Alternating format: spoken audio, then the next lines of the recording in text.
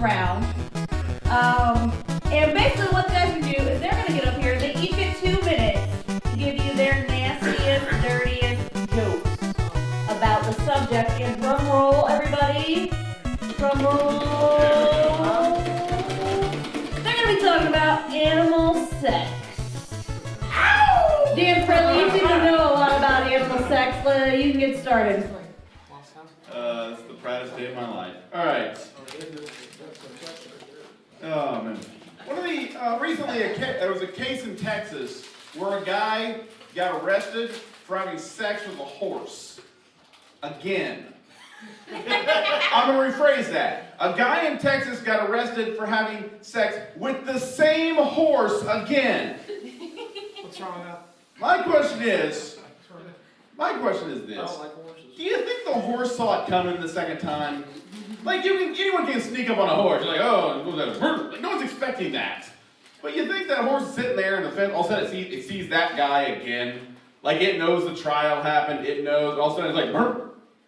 You think it tried to get away and then there's just a fence around? They can't get anywhere. This guy knew exactly what he was doing.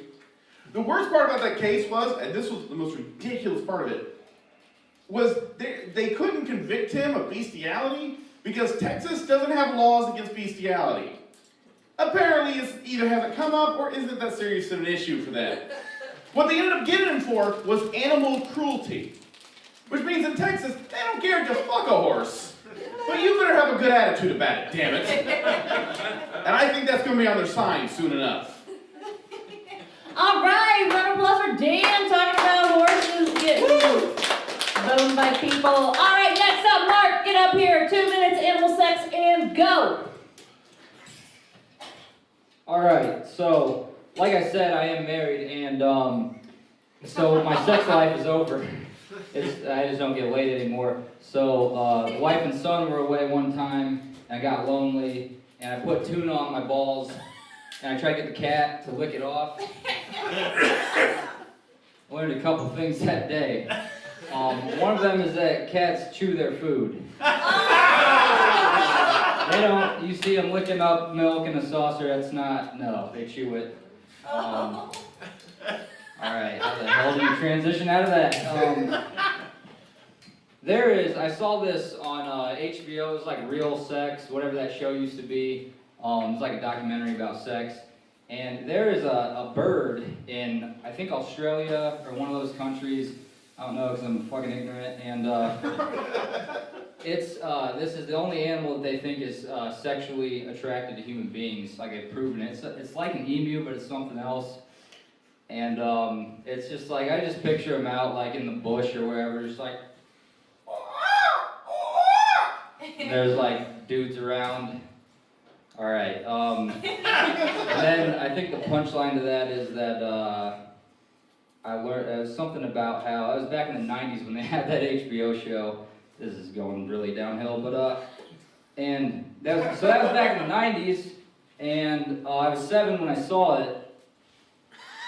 Yeah. Still working on that one. I'll have a special one day. That'll be emu fucking or something. Oh my god, what am I doing?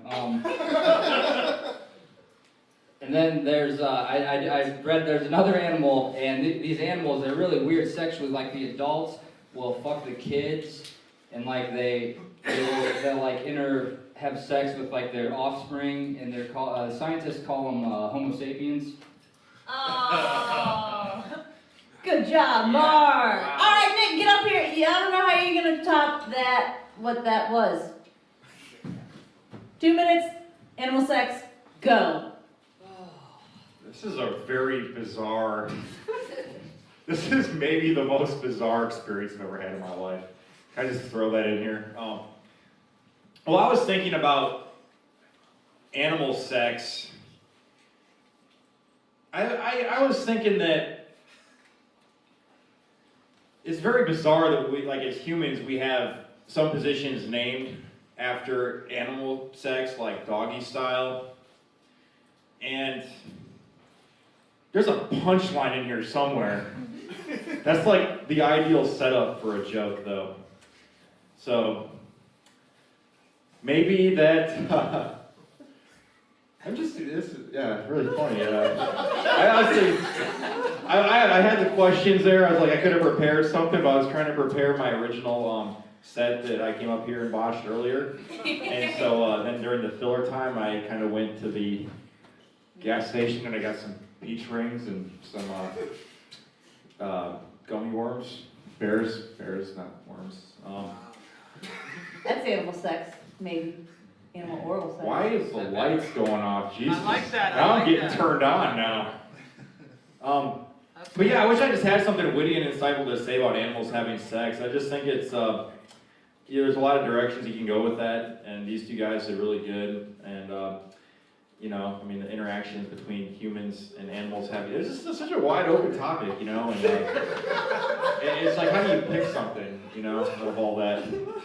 And, I don't know, I'm just like I have like a lot of class, and I just wouldn't even go there as to discuss other mammalian intercourse as it relates to comedy. So that's all I have to say and shit. Thank you. Hey guys, I don't know if you guys know this, but me and my husband, we have doggy style sex. Basically what happens, this is how it happens. He asks for sex and I whack him on the nose with a newspaper. So that's how that goes. I figured I'd punch on you right there. Alright guys, I'm going to give that round to Mark for getting his balls chewed by a cat. Because I'm pretty sure that was real. Yeah! Alright. I want all three of you guys up here because this is going to be a wham bam round, okay? We are going to have the what not to say round. So these guys are going to tell you what not to say. So, Dan, what do you not say at a fundraiser?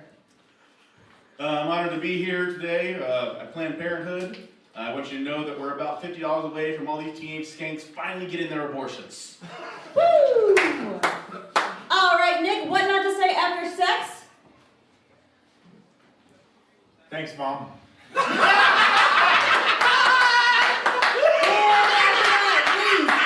Mark, what not to say to George Zimmerman?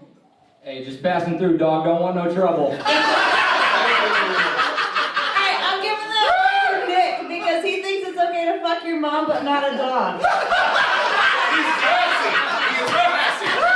You don't say nothing about that in the Bible. That's clear. Touche. Alright, we're gonna keep going. I'm gonna start with the guy that looks the most like he might have been an altar boy. Yep, that's you, Mark. We're gonna do 2 minutes each about Catholic priests. Oh, God.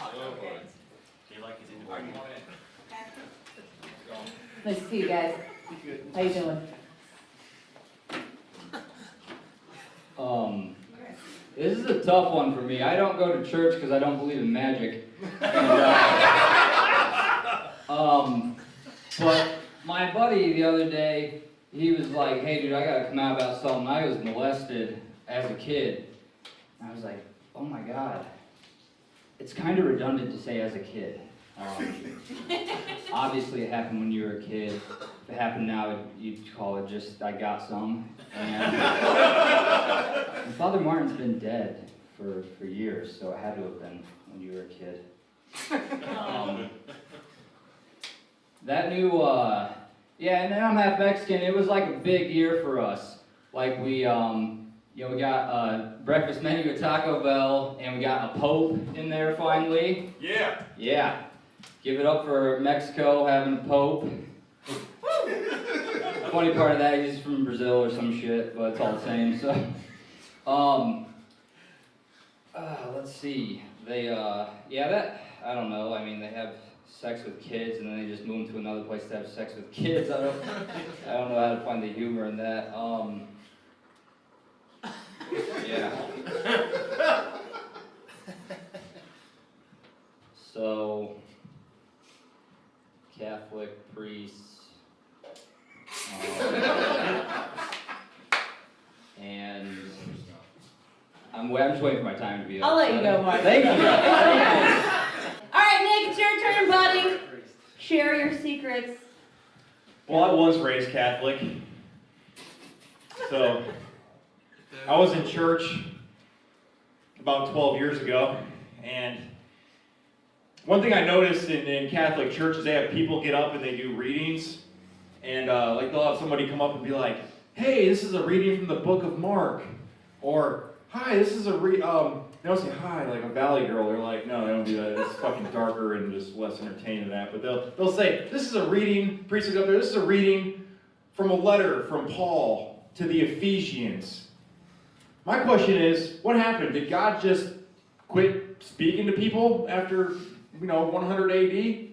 Like, how come we never go in there today and they're like, here is an email from Bob to the people of Cincinnati, from the people of Ada, something, something, something. Thank you. All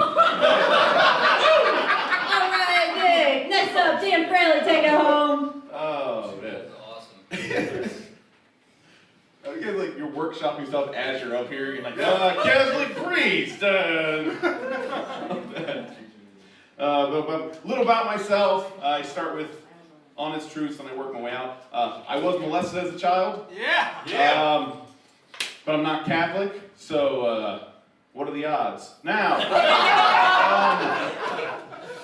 the question is, my thing about it is, what do they do? What they have a priest when they catch them. You ever think there's like a pedophile out there sitting there fucking going, damn it, the priesthood, of course. It's like, here I am with a van with free candy spray painted on the side, dipping my hand at a Little League game, and I could have been paid to do it in my office. But my thing is because when the church catches it, what happened was, and I'm hearing it's doing better now, and I'm trying to be optimistic, but the problem was for the longest time, when the church would catch them, what they would do is they'd move them. There was one guy, I actually saw a documentary on this, the guy was over 50 kids and moved him through 5 different parishes. That was his punishment, was being transferred. Could you think of another job where that makes sense? Like it's time for evaluation time, and they're calling you into the office. All right, Bill, it's time for your monthly evaluation. Let's see here. First of all, you've been sexually harassing all the interns, every last one of them, including the 40-year-old Korean guy. Really great job on that one. And when we came in today, you were feverishly masturbating at your desk. So I think you've left us no alternative. I'm afraid we're going to have to transfer you to Cleveland. And we're hoping that all of this will just work itself out. And then he gets to Cleveland, and all he's doing is just filming German MILF porn in his office. And they go, what happened? I'll tell you what happened. Transfer number 1. That was the problem. Thank you. Yeah. All right, guys, that round. I think it goes to Dan for bringing us home with some truth. But I have an idea, so I think we should just do like what we do with all the other pedos and just make those priests have mustaches, and we're done. All right, guys, this next round, I want all you guys up front, come up here. I like it when people listen to me. And you guys are going to do a roast of Freddy Krueger. So there's 2 minutes on the clock, guys. I want you to just tear Freddy apart like he'd tear your girlfriend apart in an 80s movie. Go. Hey, what are you, the fucking hipster of super villains? Freddy Krueger's here tonight. He is, of course, the reason why there are so many stereotypes against burn victims that have to overcome. Freddy, I feel like a Scientologist when they talk to L. Ron Hubbard, like, but he's not really there. Freddy, were you a stoner in like high school? Because you look burnt out now.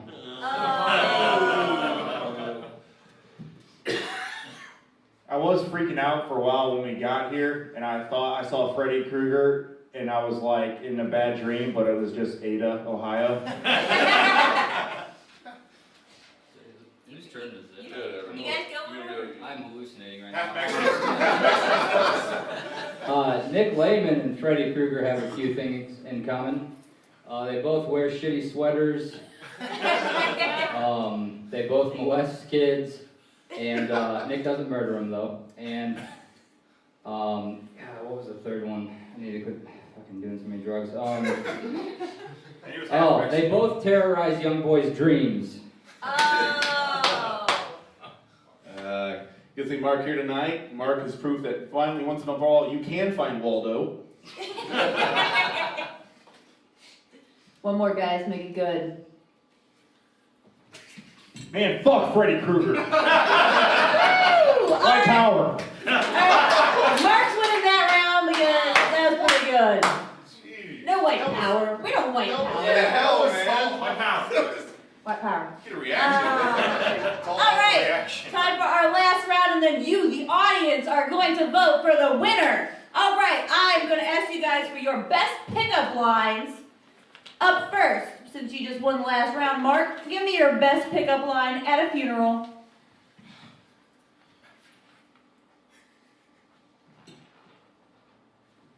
Wanna do some grieving and fuck? What, you don't like grieving? Alright, Nick. Wait, not making Dan go first. Dan, best pickup line at an AA meeting. Hey, how you doing, Dan? Nice to meet you. Hey, you want to get a drink later? Alright, last but not least, Nick, best pickup line at a KKK rally. I thought you said no white power. And then you give me this one. So, hey, so this is Ada, Ohio. You want to go get a room in Ada, Ohio, and settle in Ada, Ohio, and have kids in Ada, Ohio? That's white power. White power. The people. Alright, I'm giving that round to Mark because those were pretty funny. Okay, guys, all three of you back up on stage, and we're going to do this by applause. So you're going to clap for the person that you like the most, okay? Just sit down. I love being judged. Alright, guys. Who thought that Nick was the funniest career-ending comic? Yeah! Alright. Power! Hey, text him later. Remember, he likes to fuck dudes. Alright, everybody. What about Dan? How did Dan do? Alright, and last but not least, Mark. Boo. I like to fuck my Mexican.